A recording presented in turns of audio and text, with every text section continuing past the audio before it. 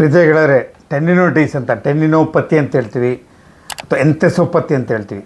ಎಲ್ಲಿ muscles tendon ಥರ convert ಆಗಿ ಬಂದು ಮೂಳೆಗೆ ಅಟ್ಯಾಚ್ ಆಗುತ್ತೆ ಅಲ್ಲಿ ಪೇಯ್ನು ಇನ್ಫ್ಲಮೇಷನ್ ಬರೋದಕ್ಕೆ ಟೆಂಡಿನೋಪತಿ ಅಂತ ಹೇಳ್ತೀವಿ. ದೇಹದಲ್ಲಿ ತೊಗೊಂಡ್ರೆ ಭುಜದಲ್ಲಿ ಸುಪ್ರಾಸ್ಪೈಂಡಿಸ್ ಅಂತ ಒಂದು ಮಸಲ್ ಇದೆ, ಅದರ ಇನ್ಸೆಕ್ಷನ್ ಸುಪ್ರಾಸ್ಪೈಂಡ್ ಟೆಂಡಿನೋಟಿಸ್ ಅಂತ ಯಾವ ಥರ ಇರ್ಬೋದು. ಮತ್ತು ಎಲ್ಬೋ ಜಾಯಿಂಟಲ್ಲಿ ಬಂದರೆ ಗಾಲ್ಫರ್ಸ್ ಎಲ್ಬೋ ಅಂತ ಹೇಳ್ತೀವಿ, ಟೆನ್ನಿಸ್ ಎಲ್ಬೋ ಅಂತ ಹೇಳ್ತೀವಿ. ನೀ ಜಾಯಿಂಟಲ್ಲಿ ಜಂಪರ್ಸ್ ನೀ ಅಥವಾ ಪಟಲ ಟೆಂಡಿನೈಟಿಸ್ ಅಂತ ಹೇಳ್ತೀವಿ. ಅದೇ ರೀತಿ ಇಮ್ಡಿಯಲ್ಲಿ ಟೆಂಡೋ ಎಕ್ಲೈಟಿಸ್ ಅದು ಮೋಸ್ಟ್ ಕಾಮನ್, ಎಸ್ಪೆಷಲಿ ಸ್ಪೋರ್ಟ್ಸ್ ಆಡೋರಿಗೆ ಅಥವಾ ಲಾಂಗ್ ಟರ್ಮ್ ನಿಂತ್ಕೊಂಡಿರೋರಿಗೆ ಅವ್ರಿಗೆಲ್ಲ ಟೆಂಡನ್ ಗ್ಯಾಸ್ಟ್ರೋನಸ್ ಮಸಲ್ ಬರ್ತದೆ, ಟೆಂಡನ್ ಬಂದು ಮೂಳೆ ಅಟ್ಯಾಚ್ ಅಲ್ಲಿ ಟೆಂಡೋ ಎಕ್ಲೈಟಿಸ್ ಅಂತ ಒಂದು ಕಂಡೀಷನ್ ಆಗುತ್ತೆ. ಸೊ ಈ ರೀತಿ ಎಲ್ಲೆಲ್ಲಿ ಟೆಂಡನ್ಸ್ ಬಂದು ಮೂಳೆ ಅಟ್ಯಾಚ್ ಅದೆಲ್ಲ ಈ ಥರ ಪೇಯ್ನು ಇನ್ಫ್ಲಮೇಷನ್ ಕಂಡೀಷನ್ಸ್ ಇರುತ್ತೆ. ಏನಕ್ಕೆ ಈ ಥರ ಕಂಡೀಷನ್ ಆಗುತ್ತೆ, ಸ್ಪೋರ್ಟ್ಸ್ ಆ ಥರ ಮಾತ್ರ ಬರುತ್ತಾ ಅಥವಾ ಬೇರೆಯವ್ರಿಗೂ ಬರ್ಬೋದಾ, ಸೈನ್ಸ್ ಆ್ಯಂಡ್ ಸಿಂಪ್ಟಮ್ಸ್ ಏನಿರುತ್ತೆ, ಟ್ರೀಟ್ಮೆಂಟ್ ಏನಿರುತ್ತೆ ಅನ್ನೋದನ್ನು ವಿವರವಾಗಿ ಪೂರ್ತಿ ವಿಡಿಯೋದಲ್ಲಿ ಹೇಳ್ತೀನಿ. ನಾನು ಪ್ರೊಫೆಸರ್ ಡಾಕ್ಟರ್ ಮುರಳೀಧರ್ ಅಂತ ಆರ್ಥೋಪೆಡಿಕ್ ಸರ್ಜನ್. ನಾನು 30ಕ್ಕೂ ಹೆಚ್ಚು ವಿಡಿಯೋಗಳು ಮಾಡಿದ್ದೀನಿ. ಶಾರ್ಟ್ಲಿ 1 lakh ಸಬ್ಸ್ಕ್ರೈಬರ್ಸ್ ಆಗಿದೆ. ದಯವಿಟ್ಟು ತಾವು ಸಬ್ಸ್ಕ್ರೈಬ್ ಮಾಡಿ, ಇವಾಗಲೇ ಲೈಕ್ ಮಾಡಿ, ಶೇರ್ ಮಾಡಿ, ಮರೆಯದೆ ಈಗಲೇ ಸಬ್ಸ್ಕ್ರೈಬ್ ಮಾಡಿ.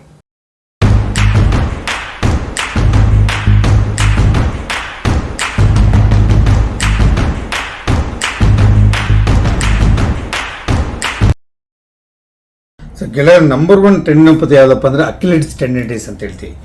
ನಿಮ್ಮ ಕಾಫ್ ಮಸಲ್ಸ್ ಇರುತ್ತಲ್ಲ, ಮೀನು ಖಂಡದ ಮಾಂಸಖಂಡಗಳು ಗ್ಯಾಸ್ಟ್ರೋನಿಯಸ್ ಆ್ಯಂಡ್ ಸೂಲೆಸ್ ಅಂತ ಎರಡು ಬರುತ್ತೆ. ಅದರ ಟೆಂಡನ್ ಬಂದು ಕಂಜಾಯಿಂಟಿನ ಎರಡು ಜಾಯಿಂಟ್ ಆಗಿ ಬಂದು ಕ್ಯಾಲ್ಕೇನಿಯಮ್ನ ಮೂಳೆಗೆ ಅಟ್ಯಾಚ್ ಆಗಿರುತ್ತೆ. ಟೆಟೋ ಕ್ಯಾಲ್ಕೇನಿಯಲ್ ಬರ್ಸ ಅಲ್ಲಿ ಬಂದು ಅಟ್ಯಾಚ್ ಆಗಿರುತ್ತೆ ಗೆಳೆಯರೆ. ಸೊ ಪಾದಲು ಅಂತ ಅತಿ ದೊಡ್ಡ ಮೂಳೆ ಅಂದರೆ ಕ್ಯಾಲ್ಕೇನಿಯಮ್ ಅಂತ ಇಮಿಡಿ ಮೂಳೆ, ಅಲ್ಲಿಗೆ ಬಂದು ಅಟ್ಯಾಚ್ ಆಗಿರುತ್ತೆ. ಅಲ್ಲಿ ಪೇಯ್ನು ಸ್ವೆಲ್ಲಿಂಗು ಇನ್ಫ್ಲಮೇಷನ್ ಅಂತ ಅದಕ್ಕೆ ಟೆಂಡೋ ಎಕ್ಲೈಟಿಸ್ ಅಂತ ಹೇಳ್ತೀವಿ. ಅದು ಮೋಸ್ಟ್ ಕಾಮನ್ ಇರೋದು ಎಲ್ಲ ರೀತಿಯ ಟೆಂಡಿನೋಪತಿಸಲ್ಲಿ. ಸೊ ನಿಮ್ಗೆ ಯಾರ್ಯಾರಿಗೆ ಓವರ್ ಆ್ಯಕ್ಟಿವ್ ಆಗಿರ್ತಾರೆ, ಸ್ಪೋರ್ಟ್ಸ್ ಮ್ಯಾನ್ಸ್ ಇರ್ಬೋದು, ಜಾಗಿಂಗ್ ಮಾಡ್ತಾರೆ ಅಥವಾ ಸ್ಕಿಪ್ಪಿಂಗ್ ಮಾಡ್ತಾರೆ, ಅದೆಲ್ಲ ಜಾಸ್ತಿ ಸ್ಟೆಪ್ಸ್ ಹತ್ತಿರ ಇಳಿತಾರೆ, ಲಾಂಗ್ ಸ್ಟ್ಯಾಂಡಿಂಗ್ ಪ್ರೊಫೆಷನ್ಸ್ ಟೀಚರ್ಸ್ ಇರ್ಬೋದು ಅಥವಾ ಪೊಲೀಸ್ ಮ್ಯಾನ್ ಇರ್ಬೋದು, ಯಾರು ಲಾಂಗ್ ಸ್ಟ್ಯಾಂಡಿಂಗ್, ಇವನ್ ಹೌಸ್ ವೈಫ್ಸ್ ಕೂಡ ಬೆಳಗ್ಗೆ ಎದ್ದರೆ 5 ಗಂಟೆ ಇದ್ದರೆ 9 ಗಂಟೆ 10 ಗಂಟೆ ತನಕ ಕಂಟಿನ್ಯೂಸ್ ನಿಂತ್ಕೊಂಡು ಕೆಲಸ ಮಾಡ್ತಿರ್ತಾರೆ ಅಡುಗೆ ಮನೆಯಲ್ಲಿ. ಅಥವಾ ಯಾರು ಯಾರು ನಿಮ್ಮ ಫಾರ್ಮರ್ಸ್ ಇರ್ತಾರಲ್ವ, ರೈತಾಪಿ ಜನಗಳು, ಪಾಪ ಅವ್ರಿಗೂ ಲಾಂಗ್ ಟರ್ಮ್ ಕೆಲಸ ಮಾಡೋದಂಥದ್ದು ಇರುತ್ತೆ. ಸೊ ಈ ರೀತಿ ಯಾರಿಗೆ ಪಾದದ ಮೇಲೆ ಜಾಸ್ತಿ ಲೋಡ್ ಬೀಳುತ್ತೆ ಅವರಿಗೆ ಈ ರೀತಿ ಟೆಂಡೋ ಎಕ್ಲೈಟಿಸ್ ಆಗೋ ಚಾನ್ಸಸ್ ಜಾಸ್ತಿ ಇರುತ್ತೆ ಗೆಳೆಯರೆ. ಸೊ ಬಿಗಿನಿಂಗಲ್ಲಿ ಸೈನ್ಸ್ ಆ್ಯಂಡ್ ಸಿಂಪ್ಟಮ್ ಸ್ವಲ್ಪ ಪೇಯ್ನ್ ಇರುತ್ತೆ, ಸ್ವೆಲ್ಲಿಂಗ್ ಇರುತ್ತೆ, ಕರೆಕ್ಟ್ ಟ್ರೀಟ್ಮೆಂಟ್ ತೊಗೊಳ್ಳೋದು ಜಾಸ್ತಿ ಆಗ್ತಾ ಹೋಗುತ್ತೆ. ಕೊನೆಗೆ ಇನ್ಫ್ಲಮೇಷನ್ ಜಾಸ್ತಿ ಆಗಿ ಫೈಬ್ರೋಸಿಸ್ ಅಂತ ಆಗುತ್ತೆ. ಅಲ್ಲಿ ತೀರಾ ಜಾಸ್ತಿ ಆಗ್ಬಿಟ್ರೆ ಕ್ಯಾಲ್ಸಿಫಿಕೇಷನ್ ಅಂತ ಹೇಳ್ತೀವಿ.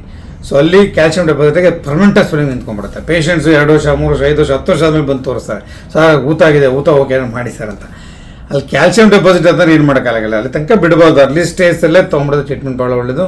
ಅರ್ಲಿ ಸ್ಟೇಜಲ್ಲಿ ಒಂದು ಕೋರ್ಸು ಪೈನ್ ಕಿಲ್ಲರ್ಸ್ ಕೊಡಬೇಕಾಗುತ್ತೆ, ಫಿಸಿಯೋಪೇನ್ ಮಾಡ್ತೀವಿ, ಬಿಸಿ ಶಾಖ ಕೊಡ್ಬೋದು, ಕೋಲ್ಡ್ ಪ್ಯಾಕ್ಸ್ ಕೊಡಬೇಕಾಗ್ಬೋದು. ನಾನು ಟೆಂಡೋ ಎಕ್ಲೈಟಿಸ್ ಬಗ್ಗೆನೇ ಒಂದು ವೀಡಿಯೋ ಮಾಡಿ ದಯವಿಟ್ಟು ತಾವು ನೋಡಿ, ವಿಡಿಯೋಲ್ಲಿ ಹಾಕಿರ್ತೀನಿ. ಸೊ ಈ ರೀತಿ ಟ್ರೀಟ್ಮೆಂಟ್ ತೊಗೊಂಡಾಗ ಅಷ್ಟು ಬೇಗ ಪೇನ್ ಸ್ವೆಲ್ಲಿಂಗ್ ಕಡಿಮೆ ಆಗುತ್ತೆ, ತೀರಾ ಜಾಸ್ತಿ ಆಗ್ದಂಗೆ ಅವಾಯ್ಡ್ ಮಾಡೋಕ್ಕೆ ಭಾಳ ಅನುಕೂಲ ಆಗ್ತದೆ. ಸೊ ಗೆಳೆಯರೆ ಇನ್ನೊಂದು ಮೋಸ್ಟ್ ಕಾಮನ್ ಏನಪ್ಪ ಅಂದರೆ ಟೆನ್ನಿಸ್ ಎಲ್ಬೋ ಅಂತ ಹೇಳ್ತೀವಿ. ಸೊ ಟೆನ್ನಿಸ್ ಎಲ್ಬೋ ಅಂತ ಹೇಳಿದ್ರೆ ಈ ಫೋರಮ್ ಮಸಲ್ಸ್ ಇರುತ್ತೆ ಗೆಳೆಯರೆ, ಅದ್ರ ಬಂದು ಈ ಲ್ಯಾಟ್ರಲ್ ಎಪಿಕಾಂಡಲ್ ಅಂತ ಯುಮರಸ್ ಬೋನ್ ಇರುತ್ತೆ, ಅಲ್ಲಿಗೆ ಅಟ್ಯಾಚ್ ಆಗುತ್ತೆ. ಕಾಮನ್ ಎಕ್ಸ್ಟೆನ್ಸಿವ್ ಒರಿಜಿನ್ ಅಂತ ಹೇಳ್ತೀವಿ. ಅಲ್ಲೇ ರಿಪೀಟೆಡ್ ಮೂಮೆಂಟ್ಸ್ ಯಾರು ಮಾಡ್ತಾರಲ್ಲ, ಎಸ್ಪೆಷಲಿ ಪಾಪ ತಾಯಂದ್ರ ಮನೆಯಲ್ಲಿ ಕಸ ಗುಡಿಸ್ತಾ ಇರ್ತಾರೆ, ಬಟ್ಟೆ ಹಿಂಡಬೇಕಾಗತ್ತೆ, ತರಕಾರಿ ಹೆಚ್ಚಬೇಕಾಗತ್ತೆ, ಕೆಲವೆಲ್ಲ ಬೀಡಿ ಕಟ್ತಿರ್ತಾರೆ, ಬೀಡಿ ಕಟ್ಟುವಂಥವ್ರು, ಯಾರಿಗೆ repeated movements, even software engineers ಮೌಸಲ್ಲಿ ಹಿಡ್ಕೊಂಡು ರಿಪೀಟೆಡ್ ಆ್ಯಕ್ಟಿವಿಟೀಸ್ ಮಾಡ್ತಾರೆ ನೋಡಿ, ಈ ಥರ ಆ್ಯಕ್ಟಿವಿಟೀಸ್ ಮಾಡಿದಾಗ ಅಲ್ಲಿ ಮಸಲ್ ಸ್ಟ್ರೆಚ್ ಆಗ್ತಾ ಇರುತ್ತೆ.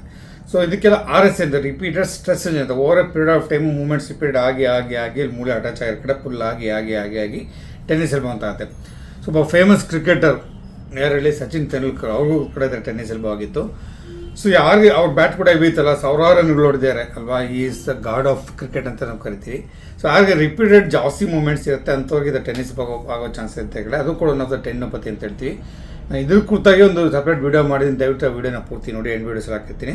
ಸೊ ಇದೊಂದು condition tendinopathy. Once again pain swelling ಕಡಿಮೆ ಇರುತ್ತೆ, ರಿಪೀಟ್ ಮೂಮೆಂಟ್ಸ್ ಕಡಿಸೆ. ಕೆಲವರಿಗೆ ಸಿವಿಯರ್ ಅವ್ರಿಗೆ ವಾಕಿಂಗು ಹಿಂಗೆ ಕೈ ಆಡ್ಸೋಕ್ಕಲ್ಲ ಅಷ್ಟು ನೋವು ಬರ್ಸಲ್ಲ ಅಂತ ಹೇಳ್ತಾರೆ. ಸೊ ಅದಕ್ಕೆ ಕೆಲವು ಪೇನ್ ಕಿಲ್ಲರ್ಸ್ ಕೊಡ್ತೀವಿ, ಫಿಸಿಯೋಪಿ ಮಾಡಿಸ್ತೀವಿ, ಒಂದು ಟೈಮ್ ಸ್ವಲ್ಪ ಬೈಂಡರ್ ಅಂತ ಬರುತ್ತೆ. ತೀರಾ ಕೆಲವು ಇಂಜೆಕ್ಷನ್ಸ್ ಕೂಡ ಬಂದಿದೆ, ಕೆಲವರಿಗೆಲ್ಲ PRP ಇಂಜೆಕ್ಷನ್ಸ್ ಎಲ್ಲ ಕೊಟ್ಟಿದ್ದೀನಿ ನಾನು, ಭಾಳ ಜನ ಕೂಡ ರಿಸಲ್ಟ್ಸ್ ಬಂದಿದೆ. ವೆರಿ ರೇರಾಗಿ ಎಲ್ಲೋ 100ಕ್ಕೆ ಒಂದು 3 ಇಂದ 5 ಜನಕ್ಕೆ ಬೇಕಾಗ್ಬೋದು ಆಪ್ರೇಷನ್. ಮಚ್ಚಿನವ್ರಿಗೆ ಆಪ್ರೇಷನ್ದ ರೆಡಿ ಆಗೋ ಚಾನ್ಸ್ ಇರುತ್ತೆ. ನಾನು 25 ವರ್ಷ ಎಕ್ಸ್ಪೀರಿಯನ್ಸಲ್ಲಿ ಫಸ್ಟ್ ಒಂದು 3 ಪೇಷಂಟ್ಗೂ 5 ಪೇಷಂಟ್ಗೆ ಅಷ್ಟೇ ಮಾಡಿರ್ಬೋದು ಆಪ್ರೇಷನು. ವಿತೌಟ್ ಎಲ್ಲರಿಗೂ ವಿತೌಟ್ ನಾನ್ ಸರ್ಜಿಕಲ್ ಆ ಟ್ರೀಟ್ಮೆಂಟ್ ಎಲ್ಲ ರೆಡಿ ಆಗುತ್ತೆ. ಹಾಗೆ ಸ್ವಲ್ಪ ಇದ್ದಾಗಲೇ ತೋರಿಸ್ಕೊಳ್ಳಿ, ತೀರಾ ಜಾಸ್ತಿಯಾಗಿ ತೊಂದರೆ ಅನುಭವಿಸೋಣ ಅವಾಯ್ಡ್ ಮಾಡ್ಕೊಳ್ಳಿ. ನಂಬರ್ 3ನೇದು ಇಂಪಾರ್ಟೆಂಟ್ ಕಂಡೀಷನ್ ಅಂತಂದರೆ ಶೋಲ್ಡರಲ್ಲಿ ಬರುವಂಥ ಸುಪ್ರಾಸ್ಪೈಂಟಿಸ್ ಅಂತ ಮಸಲ್ ಇದೆ ಗೆಳೆಯರೆ. ಆ ಮಸಲ್ಲು ಈ ಶೋಲ್ಡರ್ನ ಈ ಥರ ಆ್ಯಕ್ಟ್ ಮಾಡೋಕ್ಕೆ ಕೆಲಸ ಮಾಡ್ತಾರೆ, ಸುಪ್ರಾಸ್ಪೈಂಟಿಸ್ ಮಸಲ್ ಅಂತ, ಅಬ್ಡಕ್ಟರ್ಸ್ ಅಂತ ಹೇಳ್ತೀವಿ ಆ ಥರ. ಸೊ ಆ ಮಸಲ್ ಬಂದು ಇಲ್ಲಿ ಯುಮರಸ್ ಅಂತ ಎಲ್ಲ ಅಟ್ಯಾಚ್ ಆಗಿರುತ್ತೆ. ಆ ಸುಪ್ರಾಸ್ಪೈಂಡ್ ಟೆಂಡಿನೈಟಿಸ್ ಅಂತ ಹೇಳ್ತೀವಿ, ಅಲ್ಲಿ ಪೇನ್ ಆಗ್ತಾ ಇರುತ್ತೆ ಪರ್ಟಿಕ್ಯುಲರ್ ಪಾಯಿಂಟಲ್ಲಿ, ಗೊತ್ತಾಯ್ತಲ್ಲ.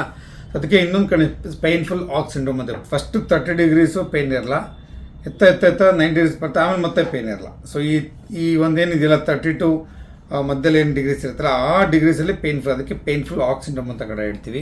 ಮತ್ತು ಸಬ್ಯಾಕ್ರಿಮಲ್ ಪರ್ಸೈಟಿಸ್ ಅಂತ ಕೂಡ ಒಂದು ಕಂಡೀಷನ್ ಇದೆ. ಸೊ ಡಿಫ್ರೆನ್ಷಿಯಲ್ ಡಯಾಗ್ನೋಸ್ ಇರುತ್ತೆ. ಸೊ ಆ ಸುಪ್ರಾಸ್ಪನ್ ಟೆಂಡಿನೈಟಿಸ್ ಕೂಡ ರಿಪೀಟೆಡ್ ಮೂವ್ಮೆಂಟ್ಸ್ ಆ ಶೋಲ್ಡರ್ ಮಾಡ್ತಿರ್ತಾರಲ್ಲ, ಬೌಲಿಂಗ್ ಮಾಡೋ ಅನಿಲ್ ಕುಂಬ್ಳೆಯವರು ಆ ಥರ ಪ್ರಾಬ್ಲಮ್ ಇತ್ತು. ಅಥವಾ ಓವರ್ ಹೆಡ್ ಆ್ಯಕ್ಟಿವಿಟೀಸ್ ಅಂತ ಈ ಥರ ತಲೆ ಮೇಲೆ ಎತ್ಕೊಂಡು ಕೆಲಸ ಮಾಡೋಂಥವ್ರು ಕೆಲವು ಆ್ಯಕ್ಟಿವಿಟೀಸ್ ಇರುತ್ತೆ ಆ ಥರ ಮಾಡೋರು, ಅಥವಾ ಈ ಥರ ನಿಮಗೆ ಏನು ಥ್ರೋಬಾಲ್ ವಾಲಿಬಾಲ್ ಈ ಥರ ಆಡೋರು, ಅವ್ರಿಗೆಲ್ಲ ಈ ಥರ ನೋವಾಗ ಚಾನ್ಸ್ ಇರ್ತಾಯಿದ್ದಾರೆ. ನನ್ನೊಬ್ಬರು ಪೇಷಂಟ್ ಇದ್ದರು, ನಾನು ತುಮಕೂರಲ್ಲಿ ಪ್ರಾಕ್ಟೀಸ್ ಮಾಡ್ತಿರೋದು. ಸೊ ನಮ್ಮ ಟೋಲ್ಗೇಟಲ್ಲಿ ಇವಾಗೆಲ್ಲ ಫಾಸ್ಟಾಗಿ ಬಂದೆ, ಮುಂಚೆ ಒಂದು ಸಾಧಾರಣ 25 ವರ್ಷದಿಂದ ಪ್ರಾಕ್ಟೀಸ್ ಮಾಡ್ತೀನಿ. ಮುಂಚೆ ಟೋಲ್ಗೇಟಲ್ಲಿ ನಿಮ್ಗೆ ಗೊತ್ತಲ್ಲ, ಸಾಧಾರಣ ಒಂದು 2 ರಿಂದ 3 ಸಾವಿರ ವೆಹಿಕಲ್ಸ್ ಪರ್ ಶಿಫ್ಟಿಗೆ ಹೋಗುತ್ತೆ ಪಾಪ.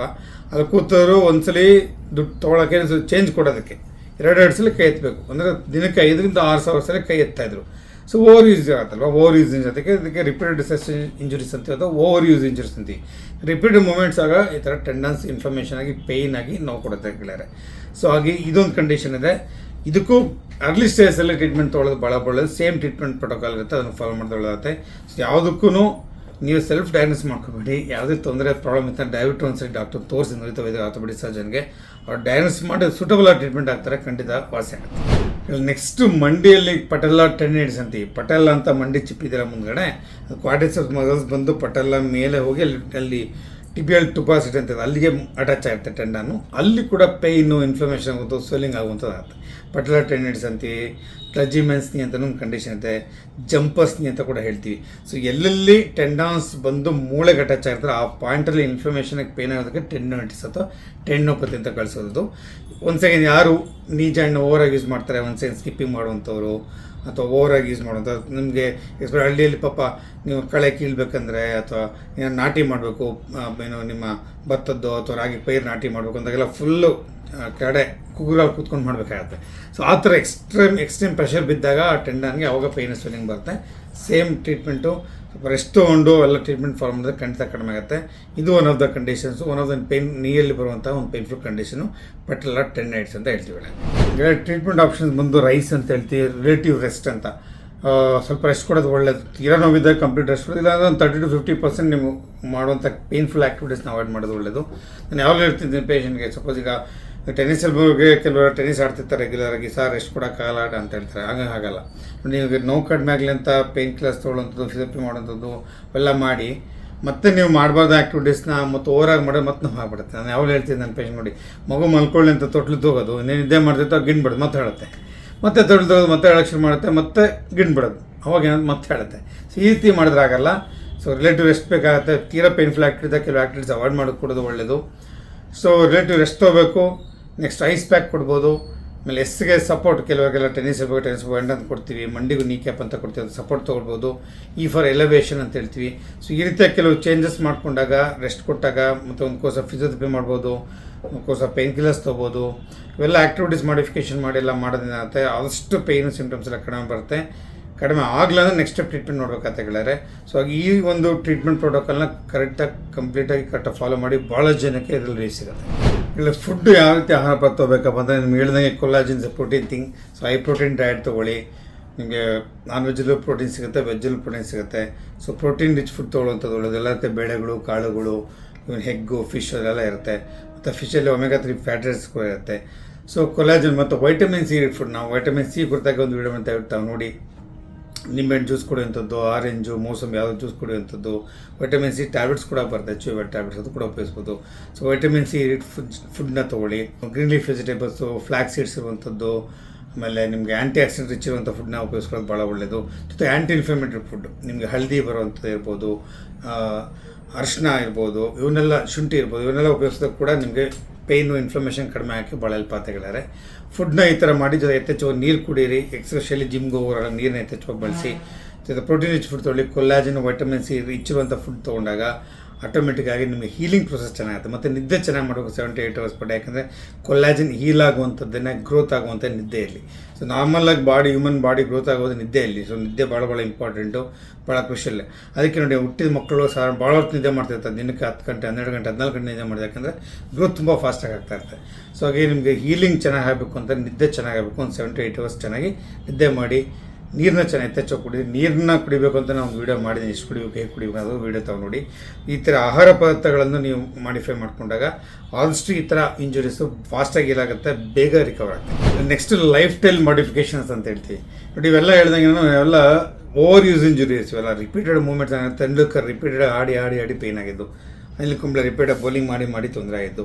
ಈ ಥರ ರಿಪೀಟೆಡ್ ಆ್ಯಕ್ಟಿವಿಟೀಸ್ನ ಆದಷ್ಟು ಅವಾಯ್ಡ್ ಮಾಡೋದು ಒಳ್ಳೆಯದು. ಅಲ್ಲ, ನಮ್ಮ ದೇಹದ ಪ್ರಕೃತಿ ಇಷ್ಟೇ ಕೆಲಸ ಅದಕ್ಕಿಂತ ಓವರಾಗಿ ಮಾಡಿದಾಗ ಜಾಸ್ತಿ ತೊಂದರೆ ಆಗುತ್ತೆ, ಪ್ರಾಬ್ಲಮ್ ಆಗುತ್ತೆ. ಹಾಗಾಗಿ ಓವರಾಗಿ ಇಂಜುರೀಸ್ ಆಗೋದನ್ನು ಅವಾಯ್ಡ್ ಮಾಡಿ, ರಿಪೀಟೆಡ್ ಸ್ಟ್ರೆಸ್ ಅವಾಯ್ಡ್ ಮಾಡಿ. ಒಂದೇ ಸಲ ಹೆಚ್ಚು ಮಾಡೋದು ಬೇಡ. ಕೆಲವರಿಗೆ ವೀಕೆಂಡ್ ವಾರೀಸ್ ಅಂತೆ, ಒಂದೇ ದಿವಸ ಸಡನ್ನಾಗಿ ಒಂದು 200-300 ಸ್ಕಿಪ್ ಮಾಡಿಬಿಡೋದು, ಒಂದೇ ಸಲ ಜಿಮ್ಗೆ ಹೋಗಿ ಭಾನುವಾರ ಸಿಕ್ಕಾಬಿಡ ಮಾಡಿಬಿಡೋದು, ಆ ಥರ ಮಾಡಬೇಡಿ. ಗ್ರ್ಯಾಜುವಲಾಗಿ ಸ್ಟೆಪ್ ಬೈ ಸ್ಟೆಪ್ ಮಾಡ್ಕೊಂಡು ಒಳ್ಳೆಯದು. ಯಾವುದೇ ಎಕ್ಸೈಸ್ ನಾವು ಪರ್ ವೀಕ್ 10% ಜಾಸ್ತಿ ಮಾಡ್ಕೊತ ಹೋಗೋದು ಒಳ್ಳೆಯದು, ಆ ರೀತಿ. ಸೊ ಗ್ರೇಡೆಡ್ ಆಗಿ ಸ್ಟೆಪ್ ಬೈ ಸ್ಟೆಪ್ ನೀವು ಎಕ್ಸೈಸ್ ಮಾಡ್ಕೊತ ಹೋದರೆ ಒಂದೇ ಸರಿ ಓವರ್ಲೋಡ್ ಆಗಲ್ಲ. ಟೆಂಡನ್ಸ್ ಆಗೋದು, ಇಂಜುರಿ ಆಗುವಂಥವ್ರು ಅವಾಯ್ಡ್ ಆಗ್ತಿದ್ದಾರೆ. ಸೊ ಸ್ಟೆಪ್ ಬೈ ಸ್ಟೆಪ್ ಮಾಡ್ಕೊಳ್ಳಿ. ಲೈಫ್ ಸ್ಟೈಲು ಅಷ್ಟೇ, ಓವರಾಗಿ ಯಾವುದೇ ಮಾಡುತ್ತೆ, ಅತಿಯಾದರೆ ಅಮೃತನ ವಿಷಯ ಅಲ್ವ, ಓವರಾಗಿ ಮಾಡೋದು ಬೇಡ. ನಿಮ್ಮ ಸಪೋರ್ಟ್ ತೊಗೊಂಡು ನಿಮಗೆ ದೇಹ ಎಷ್ಟು ಅಲೋ ಮಾಡುತ್ತೋ ಅಷ್ಟೇ ಮಾಡೋದು ಒಳ್ಳೆಯದು. ಅದೊಂದು ಲೈಫ್ ಸ್ಟೈಲ್ ಮಾಡಿಫಿಕೇಷನ್ಸು. ಕೆಲವು ಹೇಳಿದಂಗೆ ಟೆನ್ನಿಸ್ ಎಲ್ಬೋ ರಿಪೀಟೆಡಾಗಿ ಯಾರಿಗೆ ಟೆನ್ನಿಸ್ ಆಡ್ತಿರ್ತಾರಲ್ಲ ಅವ್ರಿಗೆಲ್ಲ ಬರೋ ಚಾನ್ಸ್ ಇರುತ್ತೆ. ಸೊ ಆಗ ಅಂಥವ್ರು ಕೂಡ ಪೇನ್ ಇದ್ದಾಗ ಸ್ವಲ್ಪ ಅವಾಯ್ಡ್ ಮಾಡೋದು ಒಳ್ಳೆಯದು ಅಲ್ವಾ. ಸ್ವಲ್ಪ ಅವಾಯ್ಡ್ ಮಾಡ್ಬೇಕು, ಏನು ಮಾಡೋಕ್ಕಾಗಲ್ಲ. ಸೊ ಈ ರೀತಿ ಸ್ವಲ್ಪ ಲೈಫ್ ಸ್ಟೈಲ್ ಮಾಡಿಫಿಕೇಷನ್ ಮಾಡ್ಕೊಳ್ಳಿ. ಮಧ್ಯೆ ರೆಸ್ಟ್ ತೊಗೊಂಡು ಮಾಡಿ, ಕಂಟಿನ್ಯೂಸ್ ಆಗಿ ಮಾಡೋದು ಬೇಡ. ಈ ಥರ ಲೈಫ್ ಸ್ಟೈಲ್ ಮಾಡಿಫಿಕೇಷನ್ ಮಾಡ್ಕೊಂಡಾಗ ಎಲ್ಲ ಕೆಲವು ಕೂತ್ಕೊಂಡಾಗ ನಾವು ಬಂದ್ಬಿಡೋದು, ಅದನ್ನು ಅವಾಯ್ಡ್ ಮಾಡ್ಬೋದು. ಈ ರೀತಿ ಲೈಫ್ ಸ್ಟೈಲ್ ಮಾಡಿಫಿಕೇಷನ್ಸ್ ಮಾಡ್ಕೊಂಡಾಗ ಅಷ್ಟು ಸೈನ್ಸ್ ಆ್ಯಂಡ್ ಸಿಂಪ್ಟಮ್ಸ್ ಕಡಿಮೆ ಆಗುತ್ತೆ. ನೋಡಿ, ಪೇಯ್ನ್ ಬರ್ತಿದೆ ಜೀವನದಲ್ಲಿ ಅಂತಂದರೆ ದೇಹದಲ್ಲಿ ಏನೋ ಒಂದು ತೊಂದರೆ ಇದೆ ಅಂತ ಇಂಡೈರೆಕ್ಟಾಗಿ ರೆಸ್ಟ್ ಕೇಳ್ತಾ ಇರ್ಬೋದು ಬಾಡಿ. ಸೊ ಓವರ್ ಯೂಸ್ ಮಾಡುವಂಥದ್ದು, ಓವರಾಗಿ ಅಬ್ಯೂಸ್ ಮಾಡುವಂಥದ್ದು ಮಾಡೋದು ಬೇಡ. ಸೊ ಅಡಿಕ್ವೇಟಾಗಿ ರೆಸ್ಟ್ ತೊಗೊಳ್ಳಿ. ಅವಾಗ ಲೈಫ್ ಸ್ಟೈಲ್ ಸ್ವಲ್ಪ ಮಾಡಿಫಿಕೇಷನ್ ಮಾಡ್ಕೊಂಡು ಈ ಥರ ಆಗುವಂಥ ಪೇಯ್ನ್ಗಳನ್ನ ಆದಷ್ಟು ಅವಾಯ್ಡ್ ಮಾಡ್ಬೇಕು. ಎಲ್ಲರೂ ಎಷ್ಟೊಂದು ಟೆನ್ನೋಪತೀಸು ಅದ್ರ ಬಗ್ಗೆ ನಾನು ವಿವರಣೆ ಕೊಟ್ಟಿದ್ದೀನಿ. ದಯವಿಟ್ಟು ವಿಡಿಯೋ ನೋಡೋದಕ್ಕೆ ಧನ್ಯವಾದಗಳು. ಯಾರಿಗೆ ಈ ಥರ ಟೆನ್ನಿಸ್ ಎಲ್ಬೋ ಇದೆ, ಶೋಲ್ಡರ್ ಪೇಯ್ನ್ ಇದೆ, ತಿಂಡಿ ನೋವಿದೆ, ಮಂಡಿ ಅವ್ರಿಗೆಲ್ಲ ಒಂದು ದಯವಿಟ್ಟು ವಿಡಿಯೋನ ಫಾಕ್ ಮಾಡಲಿಲ್ಲ, ವಿಡಿಯೋ ನೋಡಲಿ. ಸೂಕ್ತವಾದ ಟ್ರೀಟ್ಮೆಂಟ್ ಅರ್ಲಿ ಸ್ಟೇಜಲ್ಲಿ ತೊಗೊಂಬಿಟ್ರೆ ಜಾಸ್ತಿ ಆಗೋದನ್ನ ಅವಾಯ್ಡ್ ಮಾಡ್ಬೋದು. ಸೊ ಅರ್ಲಿ ಸ್ಟೇಜಲ್ಲಿ ಟ್ರೀಟ್ಮೆಂಟ್ ತೊಗೊಳ್ಳಿ. ಟೆಂಡನ್ಸ್ ಹೆಲ್ತಿ ಆಗಿರಲಿ, ಯಾಕಂದ್ರೆ ಟೆಂಡನ್ಸ್ ಬೇಕೇ ಬೇಕು. ಸ್ಪೋರ್ಟ್ಸ್ ಇಂಜುರೀಸಲ್ಲೇ ಆಗಲಿ, ಅದು ಹೌಸ್ ವೈಫ್ಸಲ್ಲೇ ಆಗಲಿ, ರಿಪೀಟೆಡ್ ಮೂವ್ಮೆಂಟ್ಸ್ ಅಂತ ಪೇಯ್ನ್ ಬರೋ ಚಾನ್ಸ್ ಇದ್ದೇ ಇರುತ್ತೆ. ಹಾಗೆ ಸ್ವಲ್ಪ ಇರುವಾಗಲೇ ಒಳ್ಳೆ ಟ್ರೀಟ್ಮೆಂಟ್ ತೊಗೊಂಡ್ರೆ, ಸೂಕ್ತವಾದಂಥ ತಜ್ಞ ವೈದ್ಯರು ತೋರಿಸ್ತಾರೆ, ಒಳ್ಳೆ ಟ್ರೀಟ್ಮೆಂಟ್ ಶುರು ಮಾಡಿದ್ರೆ ಬೇಗ ರಿಕವರ್ ಆಗ್ತೀರಾ.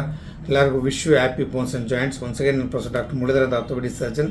ನಾನು 30ಕ್ಕೂ ಹೆಚ್ಚು ವಿಡಿಯೋಗಳು ಮಾಡಿದ್ದೀನಿ. ಸದ್ಯದಲ್ಲೇ 1 lakh ಸಬ್ಸ್ಕ್ರೈಬರ್ ಆಗ್ತದೆ. ದಯವಿಟ್ಟು ಇವಾಗಲೇ ಸಬ್ಸ್ಕ್ರೈಬ್ ಮಾಡಿ.